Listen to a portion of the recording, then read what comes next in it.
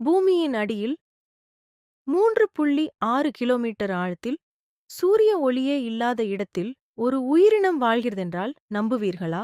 அதுதான் டீவில் வாரும். இந்த உயிரினத்தின் அறிவியல் பெயர் ஹலிசஃபலோபஸ் மெஃபிஸ்டோ.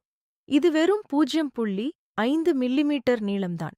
ஆனால் இதுவரை கண்டுபிடிக்கப்பட்ட பூமியின் மிக ஆழத்தில் வாழும் விலங்கு என்ற சாதனையை பெற்றுள்ளது.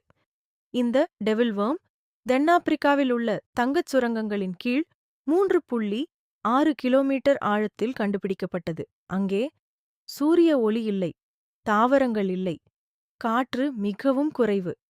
இருந்தும் இந்த சிறிய புழு அங்குள்ள பாக்டீரியாக்களை உணவாக உண்டு உயிர் வாழ்கிறது. அதன் உடலில் உள்ள சிறப்பு ஜீன்கள் அதிக வெப்பத்தையும் கடுமையான அழுத்தத்தையும் தாங்க உதவுகின்றன.